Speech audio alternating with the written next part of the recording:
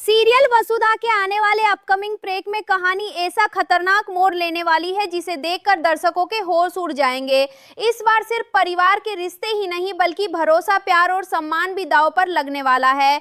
वसुधा, जिसने अपनी मेहनत और ईमानदारी के दम पर अपनी एक अलग पहचान बनाई है, अब अपने जीवन के सबसे बड़े इम्तिहान का सामना करने वाली है। एक तरफ वसुधा अपने बिजनेस को नई ऊंचाइयों तक पहुंचाने का सपना देख रही है। उसे एहसास हो चुका है कि अगर उसे बड़े बड़े क्लाइंट्स के साथ काम करना है, देश विदेश में अपना अचार और दूसरे प्रोडक्ट्स पहुंचाने हैं, तो उसे अंग्रेजी सीखनी ही होगी। यही वजह है कि वह दिन रात मेहनत कर रही है। सुबह घर की जिम्मेदारियां निभाना, दिन भर कारखाने का काम संभालना और रात को अंग्रेजी की क्लास लेना, यही उसकी नई दिनचर्या बन चुकी है। शुरुआत में कई लोग उसका मजाक उड़ाते हैं। कोई कहता है कि इस उम्र में अंग्रेजी ही सीखना आसान नहीं है, तो कोई उसकी मेहनत को बेकार बताता है। लेकिन वसुधा किसी की बातों पर ध्यान नहीं देती, उसे सिर्फ अपने सपने दिखाई देते हैं। धीरे धीरे वो अंग्रेजी बोलना ही नहीं बल्कि लिखना और बिजनेस मीटिंग्स में आत्मविश्वास के साथ अपनी बात रखना भी सीखने लगती है। उसकी ये मेहनत देखकर कई बड़े व्यापारी भी उससे प्रभावित होने लगते हैं। लेकिन जहां एक तरफ वसुधा सफलता की ओर कदम बढ़ा रही है, वहीं दूसरी तरफ कोई ऐसा है जो उसकी हर खुशी को छीन लेना चाहता है। कारखाने में बार बार होने वाली गड़बड़ियां अब सामान्य नहीं लगती। कभी अचार के मसालों में मिलावट हो जाती है, कभी तैयार माल खराब हो जाता है और कभी बड़े ऑर्डर अचानक रद्द हो जाते हैं। शुरुआत में सभी इसे किस्मत का खेल मानते हैं, लेकिन धीरे धीरे हनुमंत को महसूस होने लगता है कि ये सब किसी की सोची समझी साजिश है।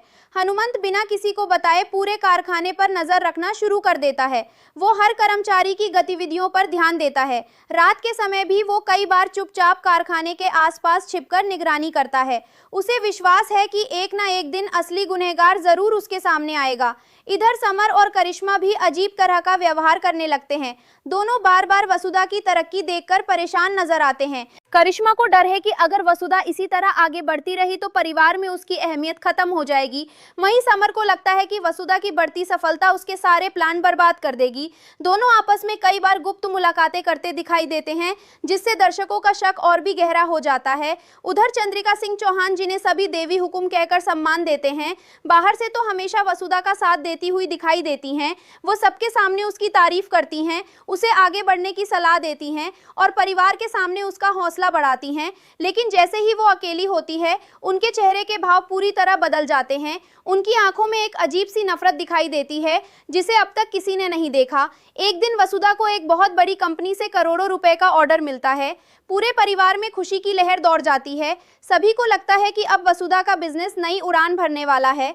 लेकिन इसी खुशी के बीच एक ऐसा हादसा होता है जो सब कुछ बदल देता है। रात के अंधेरे में कोई फिर से कारखाने में घुसता है। इस बार सिर्फ अचार खराब नहीं किया जाता बल्कि पूरे स्टोर रूम में आग लगाने की कोशिश की जाती है। खुशकिस्मती से चौकीदार समय रहते धुआं देख लेता है और शोर मचा देता है। आग फैलने से पहले ही उसे बुझा लिया जाता है, लेकिन लाखों रुपए का नुकसान हो चुका होता है। अगली सुबह पूरा परिवार सदमे में होता है। पुलिस भी जांच शुरू कर देती है, लेकिन कोई ठोस सबूत नहीं मिलता। इसी दौरान हनुमंत को कारखाने के बाहर एक टूटा हुआ कंगन मिलता है। वो कंगन किसी आम महिला का नहीं बल्कि उसी डिजाइन का होता है जो केवल हवेली की खास महिलाओं के पास है। हनुमंत ये देखकर चौंक जाता है। अब उसे यकीन होने लगता है कि दुश्मन बाहर का नहीं बल्कि घर के अंदर ही मौजूद है। वो किसी को कुछ नहीं बताता और चुपचाप उस कंगन को अपने पास रख लेता है।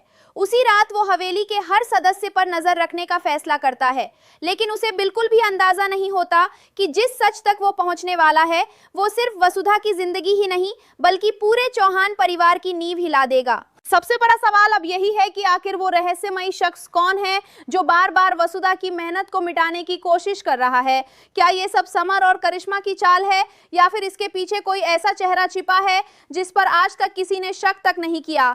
और क्या हनुमंत उस नकाबपोश की असली पहचान उजागर कर पाएगा या फिर सच सामने आने से पहले ही एक और बड़ा हादसा होने वाला है? कहानी अब उस मोड़ पर पहुंच चुकी है जहां हर रिश्ते की परीक्षा होने वाली है, लेकिन असली धमाधमाका अभी बाकी है, क्योंकि अगले ट्रैक में सामने आएगा एक ऐसा राज जो पूरे सीरियल की दिशा ही बदल देगा। हनुमंत के हाथ लगा वो टूटा हुआ कंगन अब कहानी की सबसे बड़ी कड़ी बनने वाला है। वो किसी को बिना बताए उसकी सच्चाई जानने में जुट जाता है। बाहर से वो बिल्कुल सामान्य व्यवहार करता है, लेकिन अंदर ही अंदर उसे ये एहसास हो चुका है कि वसुधा का सबसे बड़ा दुश्मन कोई बाहरी व्यक्ति नहीं बल्कि इसी हवेली का कोई अपना है। अगले दिन हनुमंत चुपचाप उसी ज्वेलर के पास पहुंचता है जिसने वर्षों पहले हवेली की महिलाओं के लिए एक जैसे कंगन तैयार किए थे। ज्वेलर पहले तो कुछ भी बताने से इनकार कर देता है, लेकिन जब हनुमंत उसे वो टूटा हुआ टुकड़ा दिखाता है तो उसके चेहरे का रंग उड़ जाता है। वो बताता है कि इस डिजाइन के कंगन बाजार में कभी बेचे ही नहीं गए थे, इन्हें सिर्फ चौहान परिवार की 3 महिलाओं के लिए खास तौर पर तैयार किया गया था। ये सुनते ही हनुमंत के पैरों तले जमीन खिसक जाती है। अब शक की सुई सीधे चंद्रिका सिंह, चौहान, करिश्मा और परिवार की एक अन्य महिला की तरफ घूमने लगती है, लेकिन हनुमंत बिना सबूत किसी पर आरोप नहीं लगाना चाहता। वो फैसला करता है कि इस बार वो असली गुनहगार कोंगे हाथों पकड़कर ही दम लेगा। उधर वसुधा अपनी मेहनत में कोई कमी नहीं छोड़ती। अंग्रेजी सीखने के बाद अब वो बड़े बड़े बिजनेस क्लाइंट्स के साथ वीडियो मीटिंग्स करने लगी है। उसकी बात करने का आत्मविश्वास देखकर हर कोई हैरान रह जाता है। जो लोग कभी उसका मजाक उड़ाते थे वही अब उसकी तारीफ करते नहीं थकते। यहाँ तक कि शहर के कई व्यापारी भी उसके साथ साझेदारी करने के लिए आगे आने लगते हैं। लेकिन वसुधा की बढ़ती सफलता किसी को बिल्कुल भी पसंद नहीं आती। रात के समय एक रहस्यमयी व्यक्ति फिर से कारखाने में घुसता है। इस बार उसका इरादा पहले से भी ज्यादा खतरनाक होता है। वो फैक्ट्री के जरूरी दस्तावेज और नए क्लाइंट्स की फाइलें चुराने की कोशिश करता है। जैसे ही वो अलमारी खोलता है, पीछे से किसी के कदमों की आहट सुनाई देती है। वो घबरा जाता है और भागने लगता है। हनुमंत पहले से वहीं छिपा हुआ था। वो उस नकाबपोश का पीछा करता है। दोनों के बीच जोरदार हाथापाई होती है। पहली बार हनुमंत उस शख्स का चेहरा देखने ही वाला होता है कि तभी अचानक पीछे से किसी ने लाइट बंद कर दी।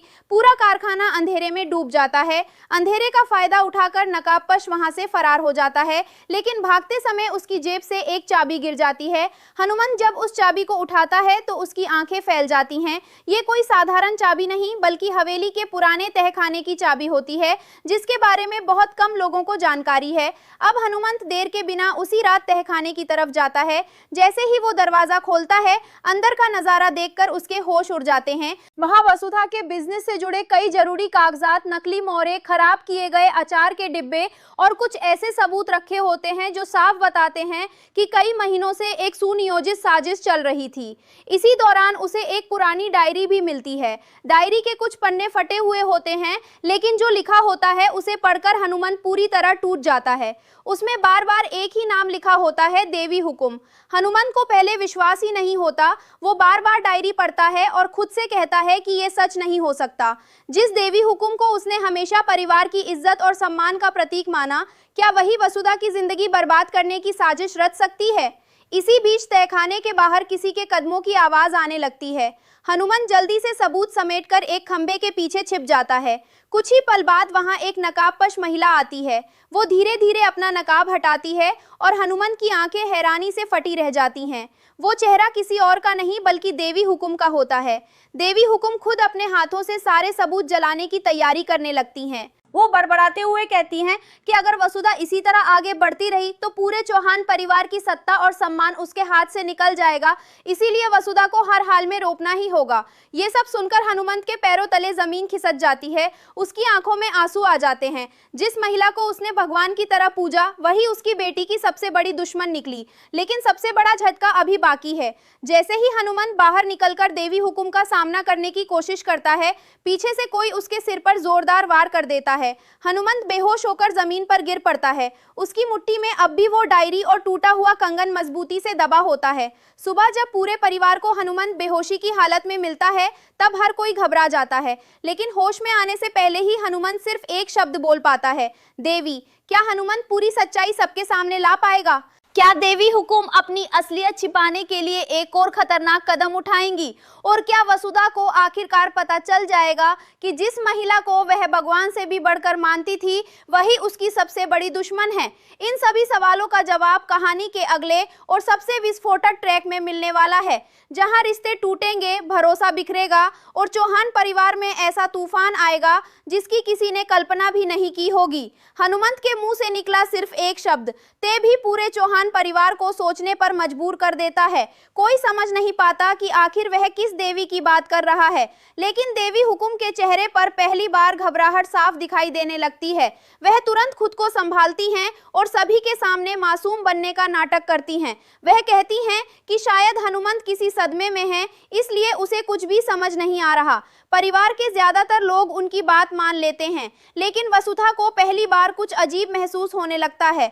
डॉक्टर हनुमंत को आराम करने की सलाह देते हैं, लेकिन जैसे ही उसे होश आता है वह वसुधा को अकेले में बुलाता है। कांपते हुए हाथों से वो अपनी जेब से टूटा हुआ कंगन और वो पुरानी डायरी निकालता है। वसुधा जब डायरी के पन्ने पढ़ती है तो उसकी आंखों से आंसू बहने लगते हैं। उसमें साफ साफ लिखा होता है कि पिछले कई महीनों से उसके बिजनेस को बर्बाद करने की हर साजिश किसी और ने नहीं बल्कि देवी हुकुम के इशारों पर रची गई थी। शुरुआत में वसुधा इस सच पर विश्वास ही नहीं कर पाती। वो बार बार कहती है कि ये झूठ है, देवी हुकुम ऐसा कभी नहीं कर सकती। उन्होंने हमेशा उसका साथ दिया है, उन्होंने उसे बेटी का दर्जा दिया है। लेकिन हनुमंत उसे समझाता है कि कई बार सबसे बड़ा धोखा वही लोग देते हैं जिन पर सबसे ज्यादा भरोसा किया जाता है। इसी बीच कहानी में 1 से 2 महीने का लीप आता है। अब वसुधा पहले वाली भोली भाली लड़की नहीं रह जाती। वो अपने बिजनेस को नई ऊंचाइयों तक पहुंचा चुकी होती है। उसकी कंपनी का नाम दूर दूर तक फैल चुका होता है। बड़े शहरों से ऑन ऑर्डर आने लगते हैं और विदेशी कंपनियां भी उसके साथ काम करने की इच्छा जताने लगती हैं। अंग्रेजी में उसकी शानदार बातचीत देखकर हर कोई उसकी तारीफ करता है। लेकिन इस बार वसुधा सिर्फ बिजनेस नहीं संभाल रही होती, बल्कि वो चुपचाप अपने दुश्मनों के खिलाफ सबूत भी इकट्ठा कर रही होती है। वो जान चुकी होती है कि भावनाओं से नहीं बल्कि दिमाग से लड़ाई जीतनी होगी। उधर देवी हुकुम को लगता है कि उनकी सारी चालें अब भी सफल हो रही हैं। उन्हें बिल्कुल अंदाजा नहीं होता कि वसुधा अब उनकी हर हरकत पर नजर रख रही है। समर और करिश्मा भी देवी हुकुम के इशारों पर एक आखिरी साजिश रचते हैं।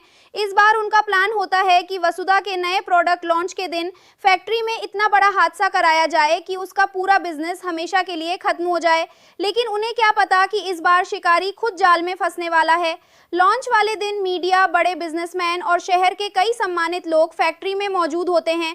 जैसे ही समर अपने प्लान को अंजाम देने की कोशिश करता है, अचानक पूरे हॉल की बड़ी स्क्रीन चालू हो जाती है।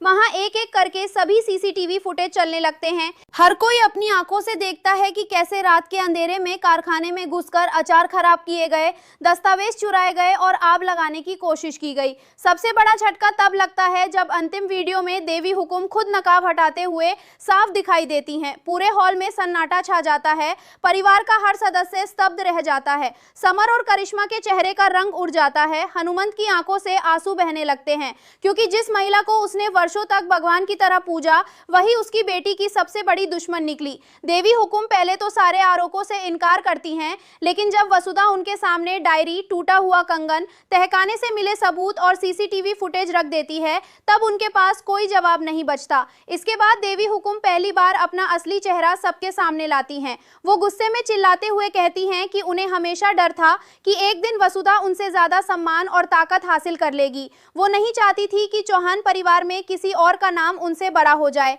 इसी जलन ने उन्हें वसुधा के खिलाफ साजिश रचने पर मजबूर कर दिया। ये सच सुनकर पूरा परिवार टूट जाता है। करिश्मा और समर भी स्वीकार कर लेते हैं कि उन्होंने लालच और डर की वजह से देवी हुकुम का साथ दिया था। अब परिवार का हर सदस्य वसुधा से माफी मांगता है, लेकिन कहानी यहीं खत्म नहीं होती। जैसे ही सभी लोग समझते हैं कि अब सब कुछ ठीक हो गया है, तभी पुलिस इंस्पेक्टर एक ऐसी खबर देता है जो पूरे परिवार को फिर से हिला देती है। इंस्पेक्टर बताता है कि इन साजिशों के पीछे सिर्फ देवी हुकुम नहीं थी, कोई तीसरा शख्स भी था जिसने पर्दे के पीछे रहकर पूरे खेल को चलाया। वो व्यक्ति अब तक सामने ही नहीं आया है और उसके खिलाफ सबूत भी अधूरे हैं। इसी दौरान हवेली के बाहर एक काली कार आकर रुकती है। कार से एक रहस्यमयी शख्स उतरता है, जिसके चेहरे पर हल्की सी मुस्कान होती है। वो दूर खड़े होकर चौहान हवेली की ओर देखता है और कहता है, अब असली खेल शुरू होगा। अभी तो ये सिर्फ पहला अध्याय था। कैमरा उसी रहस्यमयी चेहरे पर रुक जाता है, जबकि दूसरी तरफ वसुधा अपने परिवार के साथ खड़ी होती है। उसे लगता है कि उसने अपनी सबसे बड़ी लड़ाई जीत ली है, लेकिन उसे बिल्कुल अंदाजा नहीं होता कि उसकी जिंदगी का सबसे खतरनाक दुश्मन अभी पर्दे के पीछे मौजूद है। यहीं पर आने वाला ट्रैक खत्म होगा और दर्शकों के मन में एक ही सवाल छोड़ जाएगा, क्या वो रहस्यमयी शख्स वसुधा का पुराना दुश्मन है, कोई नया विलेन है, या फिर चौहान परिवार का ही ऐसा सदस्य है जिसका नाम सामने आते ही पूरी कहानी हमेशा के लिए बदल जाएगी। आने वाले एपिसोड्स में रिश्तों का सबसे बड़ा इम्तिहान, विश्वास का सबसे दर्दनाक टूटना और वसुधा की जिंदगी का सबसे खतरनाक संघर्ष देखने को मिलेगा। इसीलिए आगे की कहानी बिल्कुल भी मिस मत कीजिए, क्योंकि अब हर एपिसोड अपने साथ एक नया राज और पहले से भी बड़ा धमाका लेकर आने वाला।